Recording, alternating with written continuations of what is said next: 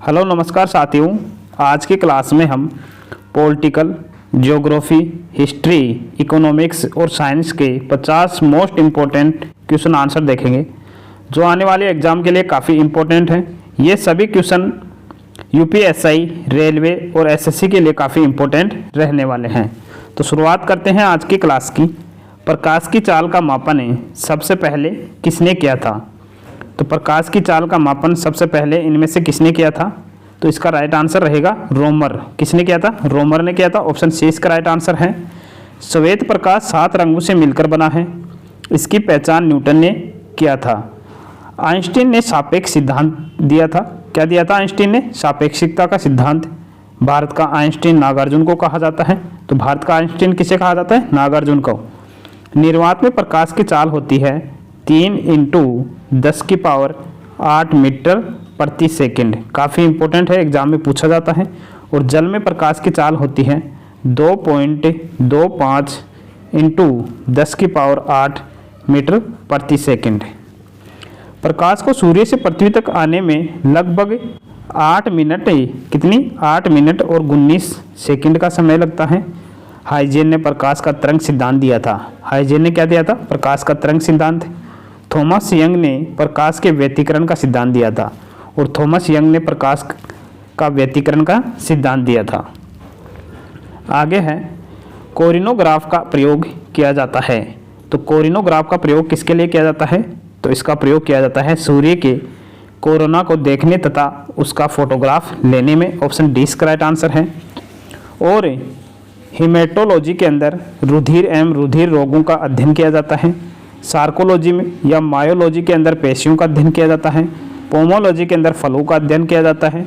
Numerology में अंगों का अध्ययन किया जाता है। लेक्सिकोग्राफी के अंदर शब्द को संकलन तथा लिखने की कला का अध्ययन किया जाता है।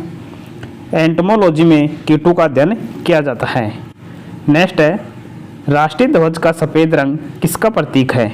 तो राष्ट्रीय ध्वज का सफ़ेद रंग किसका प्रतीक है?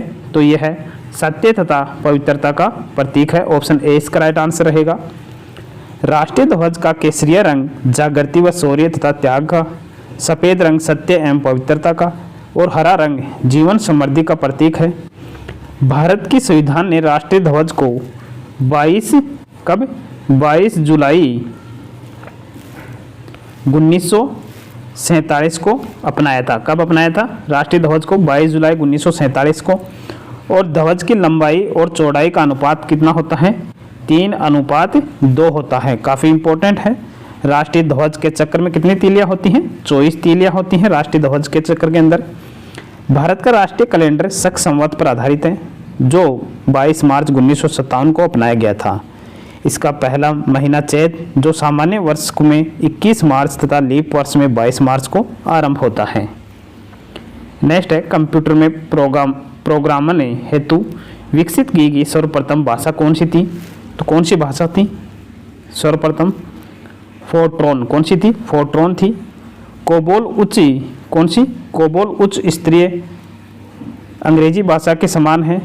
और स्ट्रक्चर्ड प्रोग्रामिंग पास्कल भाषा के संदर्भ में प्रयोग किया जाता है। 5 प्राथमिक इकाइयों को मिलाकर कंप्यूटर को बनाया जाता है। वर्ड स्टार में प्रति लाइन 65 अक्षर प्रदर्शित होते हैं। कंप्यूटर 3 प्रकार के होते हैं। कौन कौन से? Digital, analog, hybrid. और 2 दिसंबर को, कब? 2 दिसंबर को कंप्यूटर साक्षरता दिवस मनाया जाता है। कब मनाया जाता है? 2 दिसंबर को।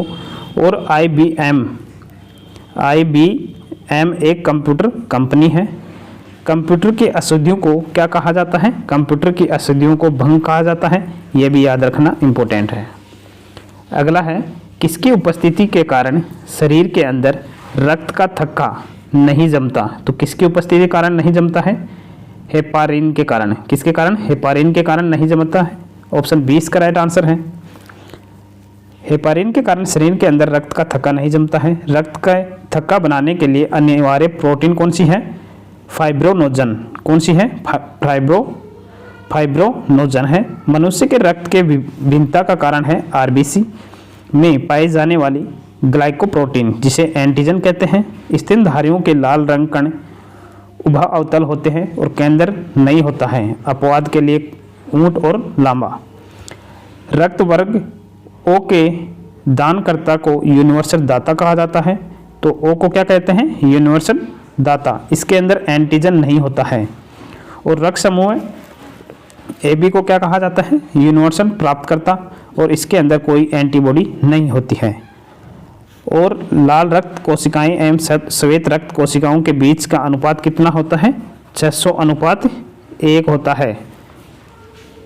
लाल रक्त कोशिकाओं और श्वेत रक्त कोशिकाओं के बीच का अनुपात है 600:1। नेक्स्ट क्वेश्चन है, चंद्रमा पर पहुंचने वाला प्रथम मनुष्य सहित यान कौन सा था? तो कौन सा यान था? तो इसका राइट आंसर रहेगा अपोलो 2। कौन सा था? अपोलो 2 था। प्रथम मानव रहित अंतरिक्ष यान लूना 16 था। कौन सा था? 16। कहाँ पर? अंतरिक्ष के अंदर। और चंद्रमा पर पहुंचने वाला प्रथम मानव सहित अंतरिक्ष यान था अपोलो 2। और मानव रहित कौन सा था? लूना 16 था। ये तो मानव रहित था और ये मानव सहित था अपोलो 2। चंद्रमा पर पहुंचने वाला प्रथम अंतरिक्ष यान ल्यूनिक 2 है। यह अपोलो 2 की योजना के अंतर्गत छोड़ा गया था। भारत का प्रथम संचार उपग्रह केंद्र महाराष्ट्र के आरवी में स्थापित है। तो भारत का संचार उपग्रह केंद्र कहाँ है? महाराष्ट्र में है। अंतरिक्ष उपयोग केंद्र सेक अहमदाबाद में है। इनसेट प्रधान नियंत्रण सुविधा MCF हासनी कर्नाटक में है। प्रथम अंतरिक्ष यात्री रूस का यूरी गार्गिन था। कौन था? यूरी गार्गिन था। भारत का प्रथम अंतरिक्ष यात्री कौन था? भारत का था राकेश शर्मा। कौन था? राकेश शर्मा था। अगला क्वेश्चन है, अंटार्कटिका महाद्वीप के किस भाग में भारत का स्थायी केंद्र स्थित है? तो कहाँ पर स्थित है? तो इसका राइट आंसर रहेगा क्वीन मैरी लैंड के अंदर। ऑप्शन 20 का राइट आंसर है।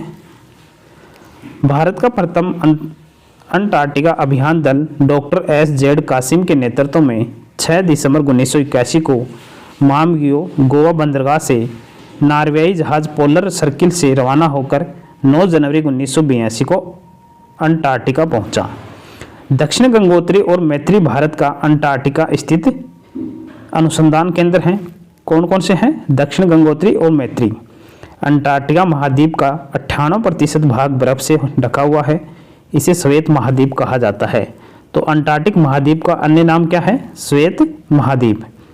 लाइकेन तथा मांस यहाँ की मुख्य वनस्पति हैं। एयरबस अंटार्कटिका का एकमात्र सक्रिय ज्वालामुखी है। कौन सा? एयरबस है जो अंटार्कटिका का एक मात्र सक्रिय ज्वालामुखी है। अगला क्वेश्चन है, निकट दृष्टि दोष में दूर वाली वस्तु का प्रतिबिंब बनता है।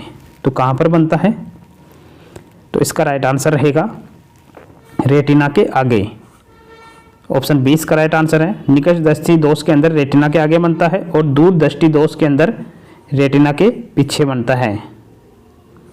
दूर दृष्टि दोष के अंदर।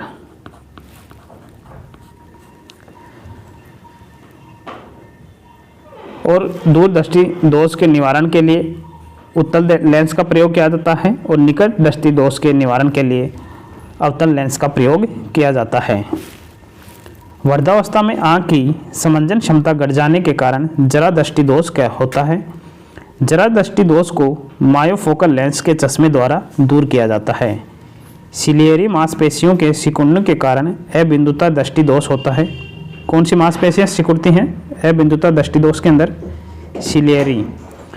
अबिंदुता को गोलीय बेलनाकार लेंस के चश्मे द्वारा दूर किया जाता है। तो अबिंदुता को गोलीय बेलनाकार लेंस के द्वारा दूर किया जाता है। अगला क्वेश्चन है, किसी वस्तु का भार अधिकतम होता है। तो किसी वस्तु का भार कहाँ पर अधिकतम होता है? निर्वात में। ऑप्शन ए इसका राइट आंसर है। निर्वात में प्रकाश की चाल अधिकतम होती है। निर्वात में प्रकाश की चाल होती है 3 × 10⁸ मीटर प्रति सेकंड। काफ़ी इम्पोर्टेंट है, याद रखना। पृथ्वी के भौगोलिक अक्ष और चुंबकीय अक्ष के बीच लगभग कितने डिग्री का कोण बनता है? तो कितने डिग्री का कोण बनता है? 18 डिग्री का कोण बनता है। ऑप्शन 20 का राइट आंसर है। पृथ्वी अपने अक्ष पर कितनी झुकी हुई है?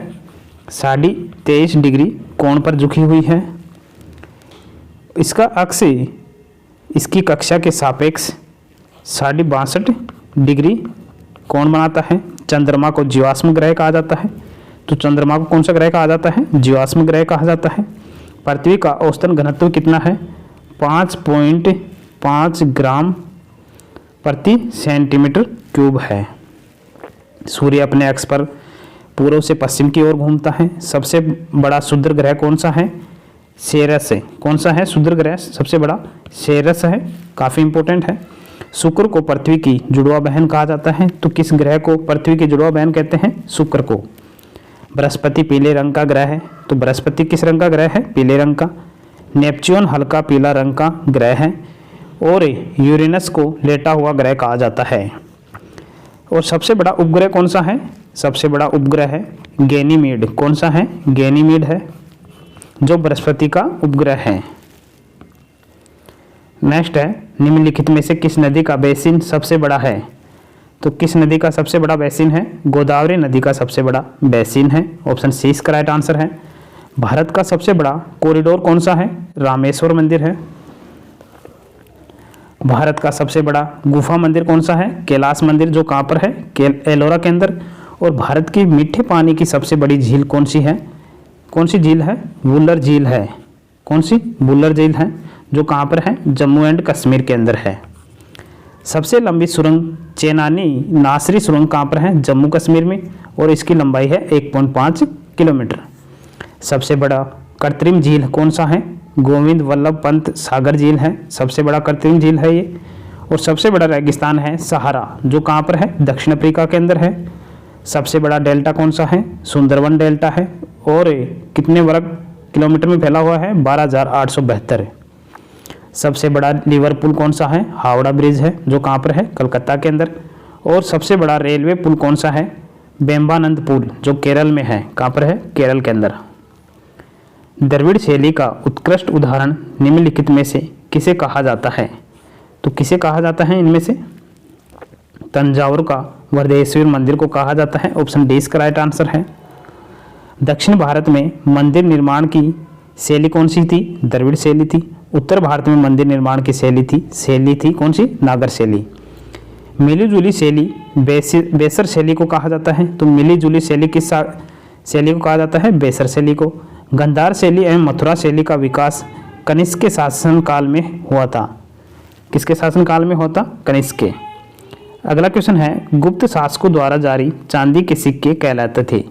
तो गुप्त शासकों द्वारा जारी किए गए चांदी के सिक्के क्या कहलाते थे? तो इसका राइट आंसर रहेगा रूपक। ऑप्शन ए इसका राइट आंसर है। गुप्त शासकों द्वारा जारी सोने के सिक्कों को दिनार कहते थे। क्या कहते थे? सोने के सिक्कों को दिनार कहा जाता था, सोने के सिक्कों को। और चांदी के सिक्के को रूपक कहा जाता था। चांदी के सिक्के शकों के विजय के उपलक्ष्य में चंद्रगुप्त द्वितीय ने चलाया, परंतु पूरे साम्राज्य में स्कंदगुप्त के समय में जारी हुआ। सातवाहन शासकों ने चांदी, तांबे, सीसा, पोटीन व कांसों की मुद्राओं का प्रचलन किया। आरंभिक कुषाण शासकों ने भारी संख्या में स्वर्ण मुद्रा जारी की, जिसकी शुद्धता गुप्त काल की स्वर्ण मुद्राओं से उत्कृष्ट है। अगला है, दिल्ली के किस सुल्तान ने अपनी सेना का प्रबंधन मंगलों का अनुसरण करते हुए दशमलव प्रणाली से करने का प्रयास किया? तो इसका राइट आंसर रहेगा, किसने किया था? अलाउद्दीन ने। ऑप्शन बी इसका राइट आंसर है। अलाउद्दीन ने सेना को नगद वेतन देने एवं स्थायी सेना की नींव रखी है। अलाउद्दीन खिलजी ने घोड़ों दागने एवं सैनिकों का हुलिया लिखने की प्रथा की शुरुआत की है। और देवी अधिकार के सिद्धांत को अलाउद्दीन खिलजी ने चलाया था। तो देवी का अधिकार के सिद्धांत किसने चलाया था? अलाउद्दीन खिलजी ने। अलाउद्दीन खिलजी ने सिकंदर ए सानी की उपाधि धारण की थी। कौन सी उपाधि? सिकंदर ए सानी की। अलाउद्दीन ने अपने शासनकाल में मूल्य नियंत्रण प्रणाली को दृढ़ता से लागू किया। और अलाउद्दीन के बचपन का नाम था अली या गुरश्याप है। क्या नाम था? अली या गुरश्याप। अगला क्वेश्चन है, शून्य आधारित बजट का क्या अर्थ होता है? तो शून्य आधारित बजट का अर्थ होता है बिल्कुल नए सिरे से बजट तैयार करना। ऑप्शन डी इसका राइट आंसर है। शून्य आधारित बजट अमेरिका की देन है। तो किस देश की देन है? अमेरिका की। शून्यकाल भारत की देन है, और शून्यकाल किसकी देन है? भारत की देन है।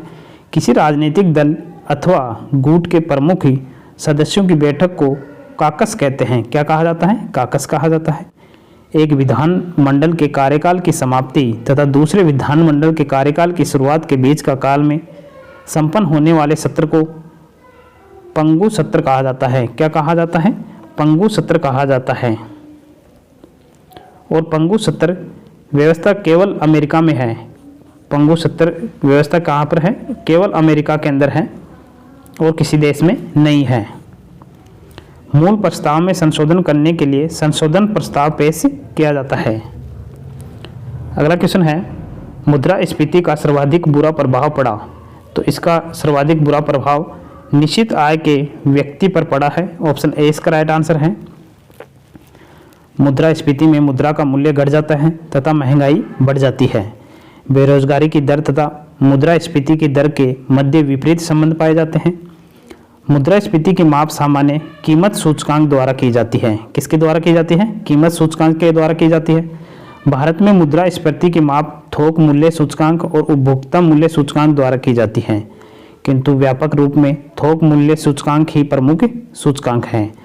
थोक मूल्य सूचकांक का आधार वर्ष कौन सा था? 2011-12 था। कौन सा था? 2011-12 थोक मूल्य सूचकांक का आधार वर्ष।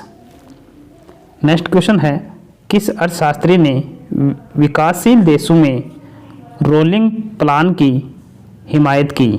तो इसका राइट आंसर रहेगा गुन्नार मिर्डल ने। किसने? गुन्नार मिर्डल ने। ऑप्शन 20 का राइट आंसर है। इसे कौन सी योजना कहा जाता है? अनुवर्त योजना कहा जाता है।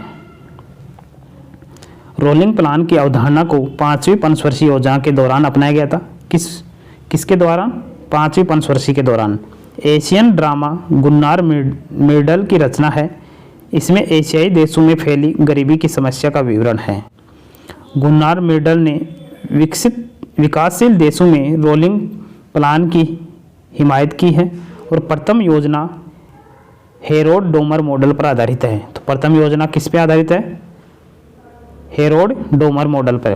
द्वितीय पंचवर्षीय योजना पीसी महालनोबिस के विकास मॉडल पर आधारित है। तो द्वितीय पंचवर्षीय योजना किस पे है? पीसी महालनोबिस के विकास मॉडल पर। नेक्स्ट क्वेश्चन है, शिवाजी के 8 मंत्रियों की परिषद को अष्टप्रधान कहा जाता था, जिसका प्रधान होता था। तो इसका प्रधान कौन होता था? पेशवा। ऑप्शन डी इसका राइट आंसर है। बालाजी बाजीराव को नाना साहब के नाम से जाना जाता था। किसके नाम से जाना जाता था? नाना साहब को बालाजी बाजीराव के नाम से।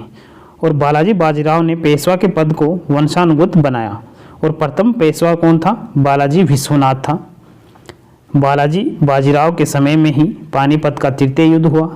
पानीपत का तृतीय युद्ध हुआ था 14 जनवरी 1761 में। 1761 में के अंदर हुआ था। पानीपत का तृतीय युद्ध अहमद शाह अब्दाली व मराठे के बीच में हुआ था। मराठा का नेता था विश्वास राव था। बाजीराव प्रथम को लड़ाकू पेशवा और हिंदू शक्ति का अवतार कहा जाता था। पेशवा नाना फडणवीस को मैक्यावली कहा जाता था। तो पेशवा नाना फडणवीस को क्या कहते हैं? मैक्यावली। माधवराव नारायण प्रथम को अंतिम महान पेशवा कहा जाता है। अगला क्वेश्चन है, कैपिटल मार्केट का अर्थ होता है। तो कैपिटल मार्केट का अर्थ क्या होता है? प्रतिभूति बाजार, म्यूचुअल फंड, मुद्रा बाजार, उपयोग सभी होते हैं। ऑप्शन डी इसका राइट आंसर है। 1894 में अहमदाबाद के अंदर स्टॉक एक्सचेंज की स्थापना की गई। कहाँ पर की गई? अहमदाबाद में 1894 में। 908 में कलकत्ता स्टॉक एक्सचेंज की स्थापना की गई। और वर्तमान में भारत में 24 मान्यता प्राप्त स्टॉक एक्सचेंज हैं। कितने हैं? 24। भारतीय प्रतिभूति एवं विनिमय बोर्ड सेबी की स्थापना कब की गई? सेबी की स्थापना 1988 में। कार्बोहाइड्रेट निम्नलिखित किसमें नहीं पाया जाता? तो कार्बोहाइड्रेट इनमें से किसमें नहीं पाया जाता? पालक में नहीं पाया जाता है। तो पालक में लोहा पाया जाता है। इसके अंदर क्या पाया जाता है? लोहा पाया जाता है। और मछली के लीवर के अंदर लीवर तेल में विटामिन डी पाया जाता है, तो मछली के लीवर में विटामिन डी पाया जाता है। मछली और मांस में ज़्यादा प्रोटीन पाया जाता है। आंवला के अंदर विटामिन सी पाया जाता है। गाजर मूली में विटामिन ए पाया जाता है और टमाटर के अंदर विटामिन के पाया जाता है। संयुक्त राष्ट्र संघ में 5 महाशक्तियाँ निषेधाधिकार का उपयोग किसमें करती हैं? तो वीटो का उपयोग किसमें करती हैं? सुरक्षा परिषद में। ऑप्शन ए इसका राइट आंसर है। सुरक्षा परिषद 15 सदस्यीय संस्था है। इसमें 5 तो क्या हैं? 5 तो स्थायी हैं और 10 ही अस्थायी हैं। 10 सदस्य क्या हैं? अस्थायी हैं। और अस्थायी सदस्यों का कार्यकाल कितना होता है? इनका कार्यकाल होता है 2 वर्ष का। स्थायी सदस्य कौन कौन से हैं? संयुक्त राज्य अमेरिका, रूस, फ्रांस, चीन और ब्रिटेन। सुरक्षा परिषद को संयुक्त राष्ट्र संघ की कुंजी कहा जाता है। तो सुरक्षा परिषद को क्या कहा जाता है? संयुक्त राष्ट्र संघ की कुंजी। संयुक्त राष्ट्र संघ की स्थापना की गई थी 24 अक्टूबर 1945 को। इसके प्रथम महासचिव कौन थे? त्रिंगवेली कौन थे? संयुक्त राष्ट्र संघ के प्रथम महासचिव थे त्रिंगवेली थे। काफ़ी इंपॉर्टेंट है, एग्जाम में पूछता है। डेटा प्रोसेसिंग का अर्थ है, तो डेटा प्रोसेसिंग का अर्थ क्या है इनमें से? तो इसका अर्थ है वाणिज्य उपयोग के लिए जानकारी तैयार करना। ऑप्शन सी इसका राइट आंसर है। कंप्यूटर पर परमाणु परीक्षणों को सब क्रिटिकल परीक्षण कहा जाता है। लेजर प्रिंटर सर्वाधिक तेज गति का प्रिंटर है। विश्व का प्रथम डिजिटल कंप्यूटर कौन सा है? सबसे तेज डिजिटल कंप्यूटर है यूनिवेक। कौन सा है? यूनिवेक है। अगला क्वेश्चन है,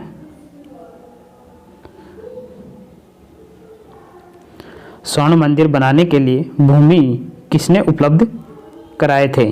तो स्वर्ण मंदिर बनाने के लिए किसने भूमि उपलब्ध कराई थी? अकबर ने। ऑप्शन 20 का राइट आंसर है।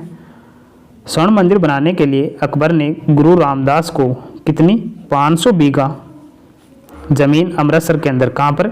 अमृतसर के अंदर दिया था। स्वर्ण मंदिर का निर्माण 5वें गुरु अर्जुन देव ने करवाया था। किसने करवाया था? 5वें गुरु थे अर्जुन देव, उन्होंने करवाया था। जहांगीर ने गुरु अर्जुन देव को राजकुमार खुसरो को आशीर्वाद दिए जाने के कारण फांसी पर लटका दिया गया था। गुरु ग्रंथ साहिब का संकलन गुरु अर्जुन देव ने किया। सिखों का प्रथम गुरु कौन थे? नानक थे। और सिखों का 10वें गुरु कौन थे? गोविंद सिंह थे। अगला क्वेश्चन है, केंद्रीय मंत्रिमंडल किसके प्रति उत्तरदायी है? तो किसके प्रति उत्तरदायी होती है केंद्रीय मंत्रिमंडल? केवल लोकसभा के। ऑप्शन ए इसका राइट आंसर है। केंद्रीय मंत्रिमंडल केवल लोकसभा के प्रति उत्तरदायी है। संसद के 3 अंग होते हैं। कौन कौन से? संसद के होते हैं लोकसभा, राज्यसभा और राष्ट्रपति। लोकसभा संसद को निम्न सदन कहा जाता है। तो लोकसभा को क्या कहा जाता है? निम्न सदन कहा जाता है। और पहला सदन एवं राज्यसभा संसद का उच्च सदन तथा इसे क्या कहा जाता है? लोकसभा को निम्न सदन और पहला सदन, और राज्यसभा को कहा जाता है उच्च सदन या दूसरा सदन कहा जाता है। भारत में संसदीय सरकार है। इसका अर्थ है विधायिका कार्यपालिका के प्रति उत्तरदायी है। कार्यपालिका का प्रधान कौन होता है? कार्यपालिका का प्रधान होता है राष्ट्रपति। राष्ट्रपति भारत का प्रथम नागरिक कहलाता है। अगला क्वेश्चन है, खेल खो खो में कितने क्रॉस लेंस होते हैं? तो कितने होते हैं खो खो के अंदर? तो इसका राइट आंसर है 8। ऑप्शन ए इसका राइट आंसर है। खो खो में 8 क्रॉस लेंस होते हैं और खो खो में 9 खिलाड़ी होते हैं। खिलाड़ी कितने होते हैं खो खो में? 9 खिलाड़ी। खो खो का मुख्य शब्दावली है चेंजर, एक्टिव, कोसलेन। और वाटर पोलो के अंदर कितने खिलाड़ी होते हैं? वाटर पोलो के अंदर 7 होते हैं और जिम्नास्टिक में 8 होते हैं। अगला क्वेश्चन है, भारतीय अंतरिक्ष अनुसंधान संस्थान का satellite and tracking and ranging station कहाँ स्थित है? तो ये कहाँ पर स्थित है? तो ये स्थित है कवालूर में। ऑप्शन डी इसका राइट आंसर है। कहाँ पर स्थित है? कवालूर में। विक्रम सारा अंतरिक्ष केंद्र कहाँ पर है? तिरुवनंतपुरम में। इसरो उपग्रह केंद्र कहाँ पर है? आईजैक बंगलौर में। अंतरिक्ष उपयोग केंद्र से कहाँ पर है? अहमदाबाद में। स्पेस साइंस एंड टेक्नोलॉजी केंद्र कहाँ पर है? थुम्पा में। Satellite telecommunication earth station कहाँ पर है? अहमदाबाद के अंदर है। 1929 के लाहौर अधिवेशन में भारतीय राष्ट्रीय कांग्रेस के अध्यक्ष कौन थे? तो इसका राइट आंसर रहेगा जवाहरलाल नेहरू थे। ऑप्शन 20 का राइट आंसर है। इस अधिवेशन में पूर्ण स्वतंत्रता की मांग पारित हुई थी। इस अधिवेशन में प्रति वर्ष 26 जनवरी को स्वतंत्रता दिवस के रूप में मनाने का निर्णय लिया गया था और गांधी जी सिर्फ एक बार 1924 में, कब? 1924 में बेलगाम अधिवेशन में कांग्रेस के अध्यक्ष बने थे। अगला क्वेश्चन है, भारत का दक्षिणतम बिंदु इंदिरा पॉइंट कहाँ स्थित है? तो ये कहाँ पर स्थित है? बड़ा निकोबार द्वीप में स्थित है। ऑप्शन ए इसका राइट आंसर है। अंडमान निकोबार बंगाल की खाड़ी में है और अंडमान निकोबार द्वीप समूह की राजधानी कौन सी है? Port Blair. कौन सी है? पोर्ट ब्लेयर है। काफ़ी इंपॉर्टेंट है, याद रखना। और वेरन द्वीप अंडमान निकोबार द्वीप समूह में है। तो वेरन द्वीप कहाँ पर है? अंडमान निकोबार द्वीप समूह में के अंदर है। ग्लोब पर दो स्थानों के बीच न्यूनतम दूरी होती है। तो कितनी होती है न्यूनतम दूरी? प्रधान देशांतर पर होती है। ऑप्शन सी इसका राइट आंसर है। ग्लोब पर दो स्थानों के बीच न्यूनतम दूरी प्रधान देशांतर रेखा पर होती है। प्रधान देशांतर रेखा को जीरो देशांतर रेखा कहा जाता है, 0 डिग्री। इसे ग्रीनविच मीन टाइम भी कहा जाता है।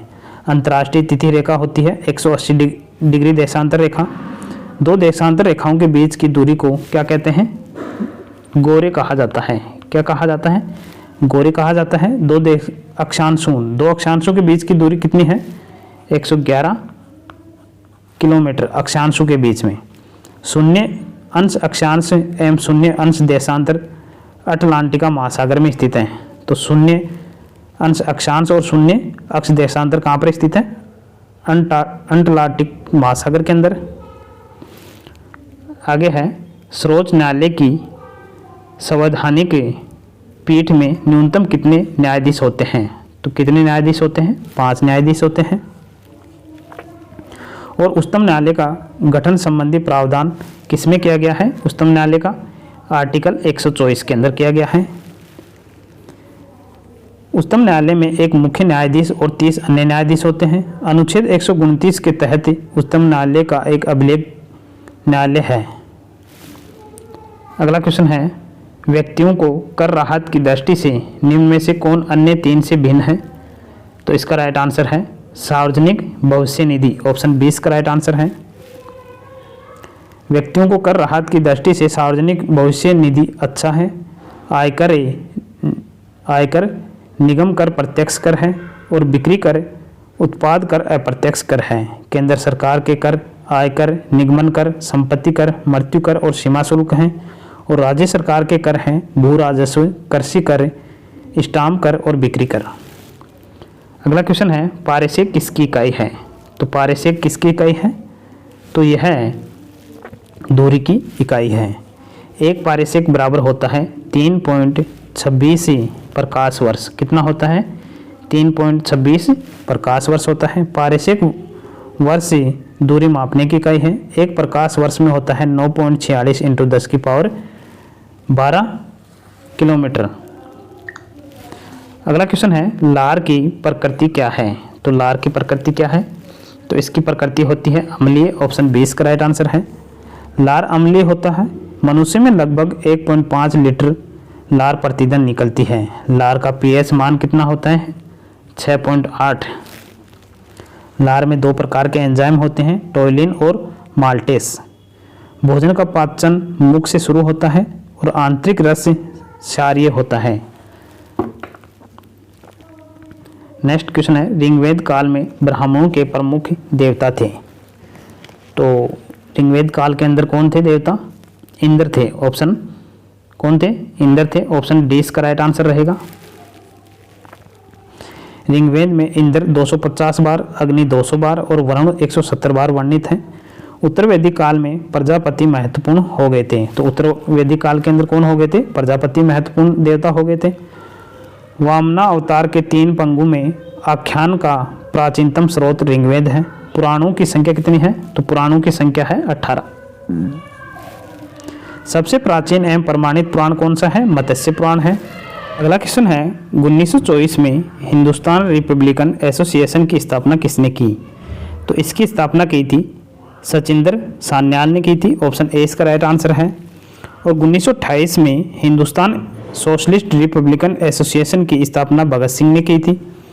एम.एन. राय ने 1920 में कम्युनिस्ट पार्टी की स्थापना की थी। लंदन में 1905 में श्यामजी कृष्ण वर्मन ने इंडियन होम रूल सोसाइटी की स्थापना की थी। कहाँ पर? लंदन के अंदर।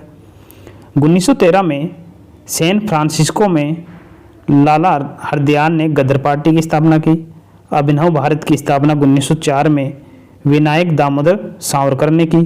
फॉरवर्ड ब्लॉक की स्थापना 1939 में सुभाष चंद्र बोस ने की थी।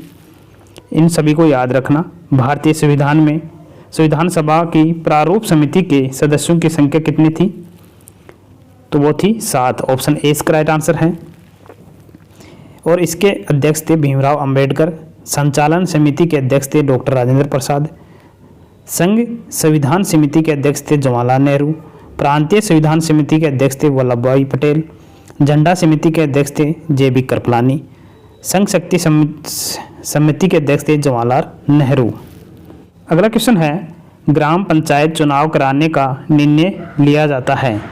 तो यह निर्णय राज्य सरकार द्वारा लिया जाता है। ऑप्शन डी इसका राइट आंसर है। पंचायती राज का आरंभ कब किया गया था?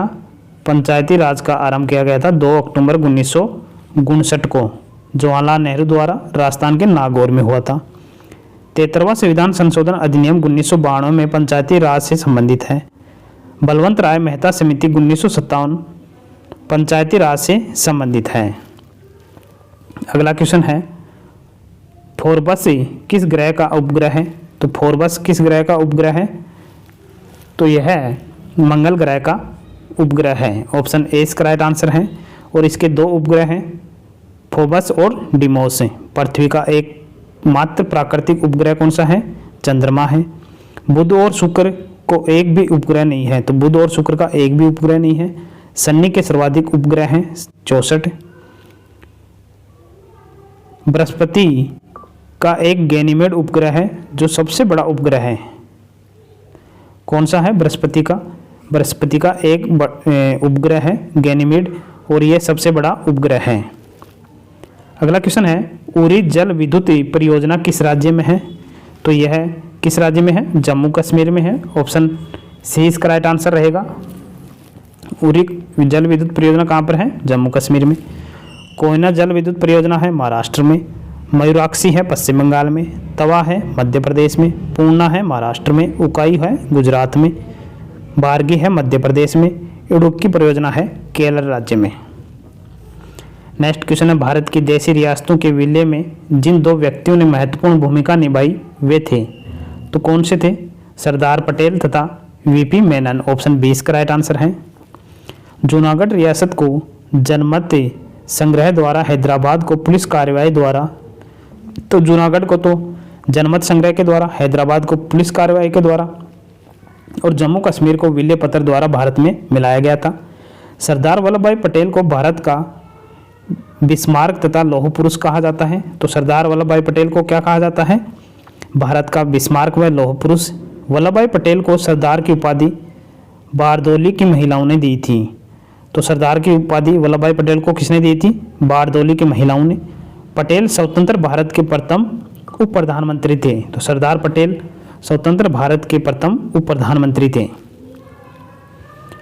राज्यों को भाषा के आधार पर गठित करने हेतु 1948 में गठित प्रथम आयोग का अध्यक्ष कौन था? तो वो थे जस्टिस एस.के. धर। ऑप्शन सी इसका राइट आंसर है। राज्य पुनर्गठन आयोग के अध्यक्ष कौन थे? फजल अली थे। कौन थे? फजल अली। इसके अन्य सदस्य थे पंडित हरदयाल नाथ कुंजरू और सरदार के.एम. पणिकर थे। 1 अक्टूबर 1953 को आंध्र प्रदेश भाषा के आधार पर पहला राज्य बना। राज्य पुनर्गठन आयोग 1956 में पास हुआ था। तो राज्य पुनर्गठन आयोग कब पास हुआ था? 1956 में पास हुआ था। इसके अनुसार भारत में 14 राज्य एवं 6 केंद्र शासित प्रदेश बना। 2 अप्रैल 1975 को सिक्किम भारत का 22वां राज्य बना था। नेक्स्ट क्वेश्चन है डॉक्टर बी.आर. अम्बेडकर ने किस मौलिक अधिकार को संविधान के हृदय तथा आत्मा की संज्ञा दी? तो इसका राइट आंसर है संवैधानिक संरक्षण का अधिकार, ऑप्शन सी इसका राइट आंसर है। प्रस्तावना को संविधान का आईना कहा जाता है। अनुच्छेद 32 के अंदर संवैधानिक संरक्षण का अधिकार है। अनुच्छेद 14 में है विधि के समक्ष समता, 15 में है धर्म, मूल, वंश, जाति, लिंग या जन्म के आधार पर विभेद का प्रतिषेध, 16 में है लोक नियोजन के विषय में अवसर की समानता, 17 में है अस्पृश्यता का अंत, 18 में है उपाधियों का अंत और 19 फर्स्ट क में है प्रेस की स्वतंत्रता। राष्ट्रपति द्वारा अवकाश प्राप्त करने की आयु क्या है? तो कितनी आयु है? अवकाश प्राप्त करने की आयु की कोई सीमा नहीं होती है राष्ट्रपति की, ऑप्शन डी इसका राइट आंसर है। राष्ट्रपति के लिए न्यूनतम आयु 35 वर्ष है। राष्ट्रपति पद के उम्मीदवार के लिए निर्वाचक मंडल के 50 सदस्य प्रस्तावक तथा 50 सदस्य अनुमोदित होते हैं। अनुच्छेद 61 के तहत राष्ट्रपति पर महाभियोग लगाया जा सकता है। तो किस अनुच्छेद के तहत? आर्टिकल 61 के तहत महाभियोग लगाया जा सकता है। राष्ट्रपति उपराष्ट्रपति को त्यागपत्र देता है। किसको देता है? उपराष्ट्रपति को।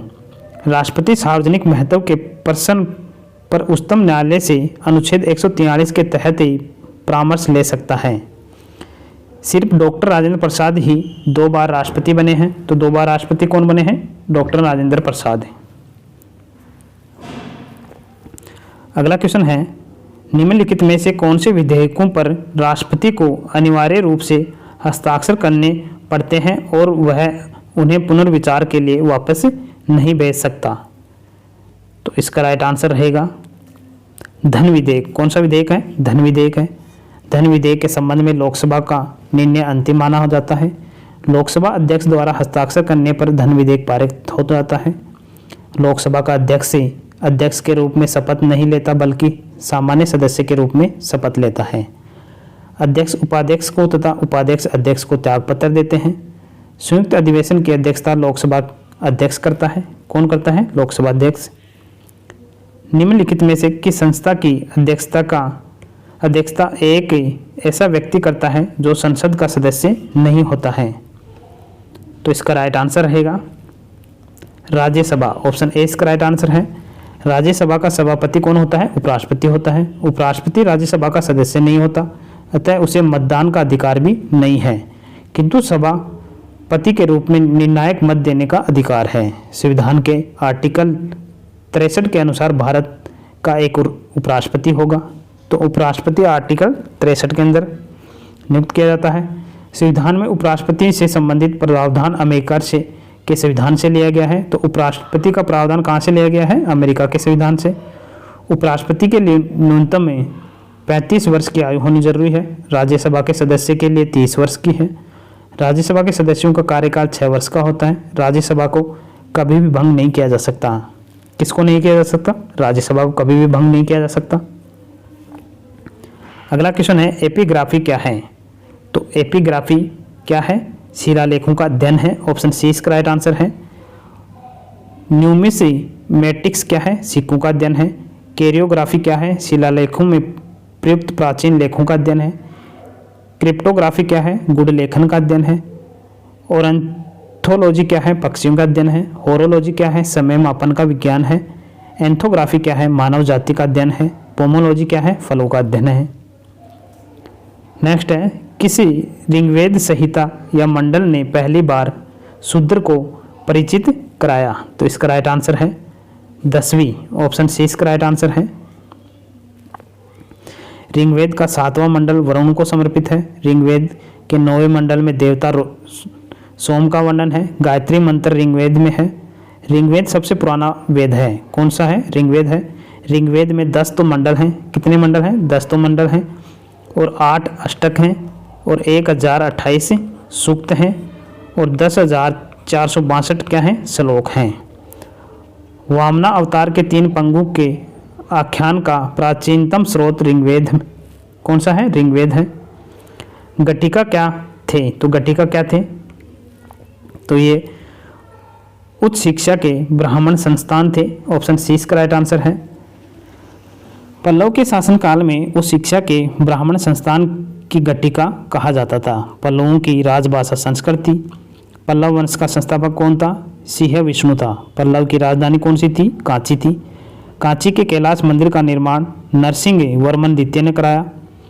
इसे राज सिद्धेश्वर मंदिर भी कहा जाता है। महाबलीपुरम के एकादशम रथ मंदिर का निर्माण नरसिंह वर्मन ने प्रथम ने करवाया था। कांची के मुक्तेश्वर मंदिर तथा वेणुकंठे पेरुमाल मंदिर का निर्माण नंदीवर्मन ने करवाया था। अगला क्वेश्चन है, भारत और पश्चिमी एशिया में मानसून मार्ग की खोज किसने की? तो इस मार्ग की खोज की थी हिप्पालस ने। ऑप्शन सी इसका राइट आंसर है। भारत की खोज 1498 ईस्वी में पुर्तगाली निवासी वास्को डी गामा ने की थी। कोलंबस ने 1492 में अमेरिका की खोज की। कैप्टन कुक ने 1770 ईस्वी में हवाई द्वीप समूह को खोजा था। अगला क्वेश्चन है, सूर्य के संदर्भ में चंद्रमा की एक परिक्रमा में कितना समय लगता है? तो एक संयुति मास का समय लगता है। ऑप्शन सी इसका राइट आंसर है। बुध सूर्य की परिक्रमा 88 दिन में करता है। पृथ्वी सूर्य की परिक्रमा 365 दिन में करता है। वरुण सूर्य की परिक्रमा 165 वर्ष में करती है। पृथ्वी का एकमात्र प्राकृतिक उपग्रह कौन सा है? चंद्रमा। शनि के सबसे अधिक उपग्रह हैं। बृहस्पति का उपग्रह गैनीमेड सौर मंडल का सबसे बड़ा उपग्रह है। बुध और शुक्र का कोई उपग्रह नहीं है। शनि ग्रह के चारों ओर बल्ले पाए जाते हैं। किस ग्रह के ऊपर पाए जाते हैं बल्ले? शनि ग्रह के। तो आप लोगों को क्लास कैसी लगी ज़रूर बताना, जिससे हम नेक्स्ट क्लास लेके आएँ। और अगर आपको क्लास अच्छी लगी हो तो चैनल को सब्सक्राइब कीजिए। जल्द ही नई क्लास में मिलेंगे, तब तक के लिए जय हिंद, जय भारत, धन्यवाद।